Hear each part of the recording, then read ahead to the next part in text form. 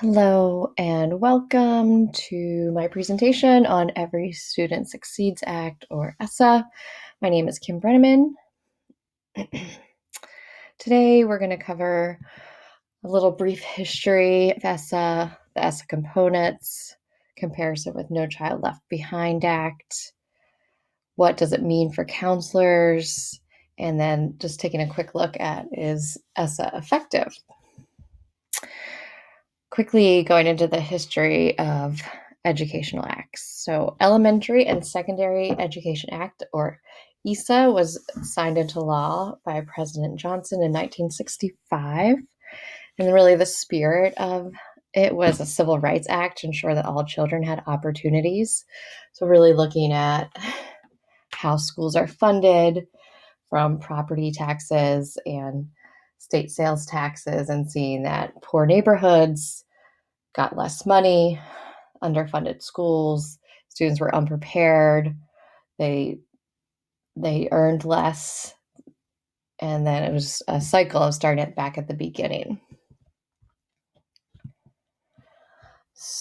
Looking quickly at this timeline, so we have the start of ESSA, which included Title I, which is renewed every 5 years. And then in 1970, Congress added language to the law to make sure that funds were not misused and not just replacing state funding, but actually adding to it.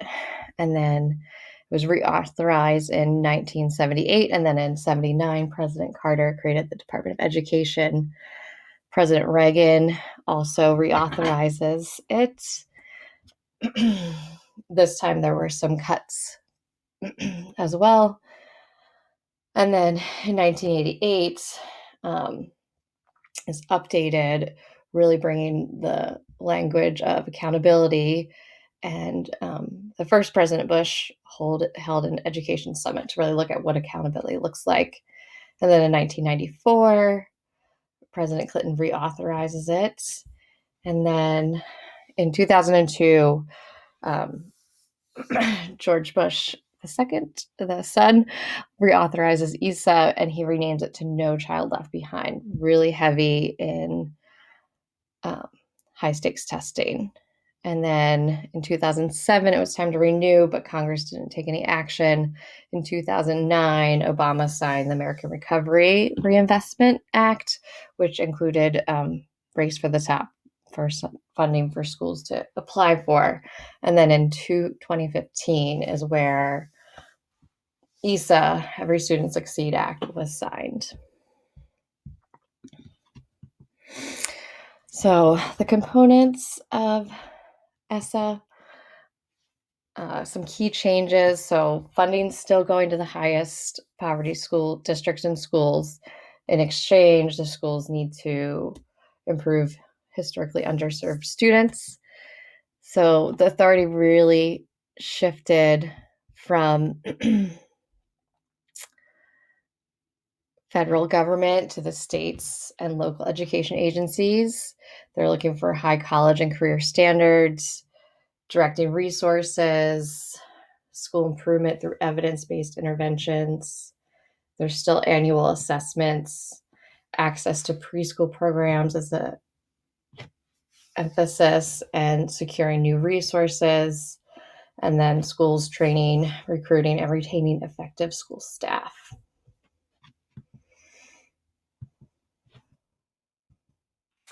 So the testing requirements are still that of having annual reading and math testing for grades 3 through 8, science testing one time in elementary, middle, and high school. And then high school testing, the states can select the test, which we'll talk more about that later. So ESSA requires the states to measure all schools, how they're doing for groups of students, measuring multiple indicators. They assign ratings to schools and identify consistently low-performing schools, and provide schools support to schools that need improvements. So the criteria for each accountability system, like the long-term goals that they're looking for subgroups and students, is academic performance on annual assessments and graduation rates. So again, achievement focused.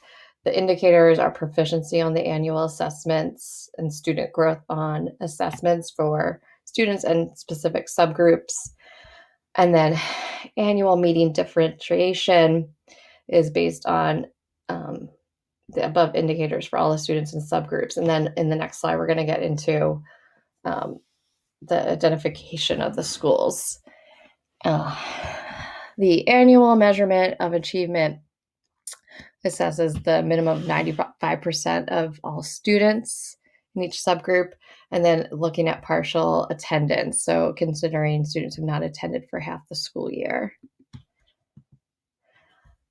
The schools are labeled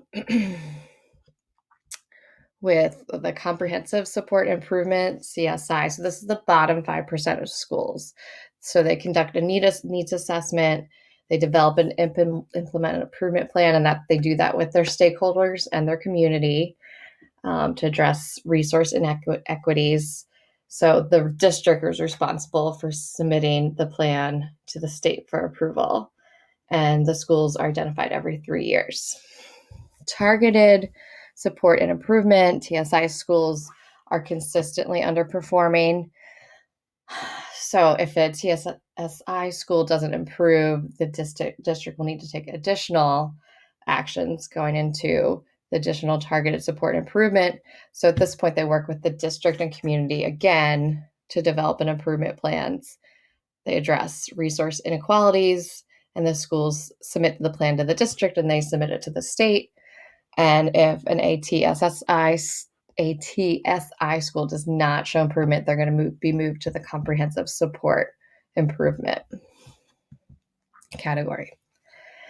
All right, so looking specifically more at ESSA and how it affects school counselors. So Title IV, Part A, students support and academic enrichment grants of ESSA. So this is the kind of the key component for counselors. It includes language about access to well-rounded education, improves conditions for learning. So that actually has language in it about mentoring and school counseling, and improving technology and digital literacy. And then Title I states plans include language about comprehensive school counseling as well.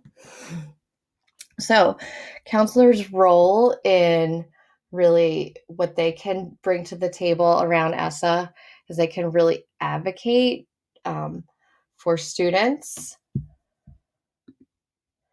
and using data that is meaningful and not just about demographics, but really looking at the subgroups of students and how they can support them. And then joining the conversation of in this, joining the school improvement plans as well as another role that counselors can play in schools. The differences and similarities between the two, the No Child Left Behind and Every Student Succeeds, the timing for the improvement. So previously it was much more rushed. Schools were identified in August and needed to submit plans and implement them by September. And under ESSA, they have more time. They have a year out to plan. The funding is similar. There is more opportunities for counselors to apply for the Title I grants. Previously, it had been more competitive, so not as many schools received those funds. And then assessments, the big change here is that states get to decide on the testing. So, for example, for the high school reading, they could decide to use the SATs instead of another standardized test. So taking kind of the pressure off where they can if it meets the needs of the state. So the performance standards and the measurements are similar, but AYP, annual yearly progress, is eliminated under ESSA. Teacher effectiveness language is still in there. However, it does give more definitions about it and is slightly different than the more restrictive descriptions under No Child Left Behind. So lessons to be learned from No Child Left Behind. Data is important, but it's important to not just look at the demographics, but really break it down into the subgroups to see, you can look at data and be like, oh, 2% of our school has like a high rate of absenteeism. But then if you really look at it more, like looking more at the different groups, like what's happening there. So data is important, but you really need to dig a little deeper. There's no single solution or quick fix. So it really is about digging in and getting support for schools that that the students need and the schools need.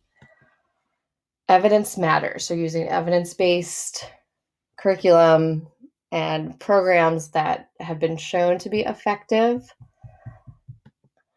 and then getting input and support from stakeholders. So really engaging the community and everyone to support any school progress plans.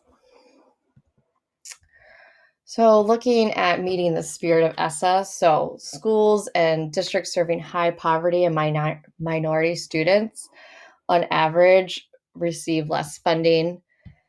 And this is always impacted by state funding cuts.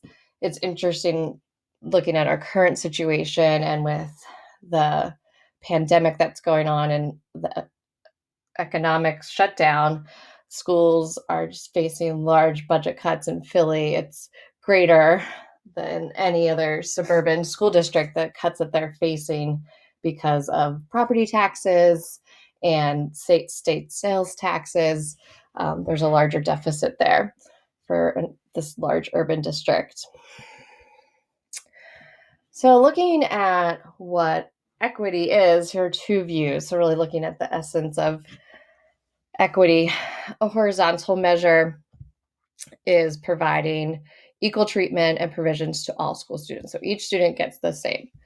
Vertical measures are more concerned with ensuring that students with the greatest needs or in disadvantaged conditions receive more resources.